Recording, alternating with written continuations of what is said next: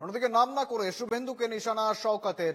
রাজ্যের বিরোধী দলের নেতা এক গদ্দার আছে, বলেছিলেন ভোটে জিতলে সংখ্যালঘু এমএলএদের ছুড়ে ফেলে দেবেন, সংখ্যালঘুদের গায়ে হাত দিলে বাংলায় আগুন জ্বলবে।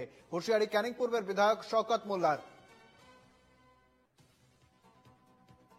নাম না করে ফের শুভেন্দুকে নিশানা শওকতের। রাজ্যে বিরোধী দলের নেতা এক গদ্দার আছে, বলেছিল ভোটে জিতলে সংখ্যালঘু এমএলএদের ছুড়ে ফেলে দেবে। আমি বলতে চাই, বাংলাটা কি তোর বাবার? শওকতের এমনটাই নিশানা।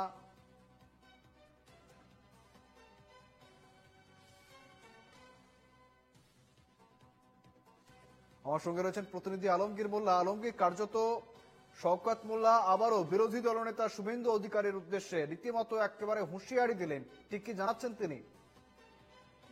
একদমই দেখো, শুভেন্দু দক্ষিণ চব্বিশ পরগনা জেলার ক্যানিং পূর্ব বিধানসভার দেউলি 1 নম্বর অঞ্চলে তৃণমূল কংগ্রেসের একটি সভা অনুষ্ঠিত হয় এবং সেই সভা থেকেই কিন্তু বিজেপি শাসিত রাজ্যে যে সমস্ত বাংলা ভাষীদের উপরে আক্রমণ হয়েছে তা নিয়ে কিন্তু তিনি প্রতিবাদ করেন এবং সেই প্রতিবাদ সভাতে দাঁড়িয়ে কিন্তু শওকত মোল্লা বিরোধী দলনেতাকে গাদ্দার বলে কিন্তু কটাক্ষ করেন এবং তার পাশাপাশি তিনি বলেন যে সংখ্যালঘু এমএলএদের শুভেন্দু অধিকারী যে ছুঁড়ে ফেলে দেবে বলেছিল বিধানসভা থেকে, এবং তারই পাল্টা কিন্তু এই শওকত মোল্লা এমনই মন্তব্য করেছেন যে যদি বুকের পাড়া থাকে একটা সংখ্যালঘু পরিবারের এক চুল গায়ে হাত দিয়ে দেখুক, গোটা বাংলাতে আগুন জ্বলবে, কেউ এটা আটকাতে পারবে না। রাজ্যের বিরোধী দলের নেতা শুভেন্দু অধিকারীকে আক্রমণ করেন এমনই হুঁশিয়ারি দিলেন ক্যানিং পূর্বের তৃণমূল বিধায়ক শওকত মোল্লা। শুভেন্দু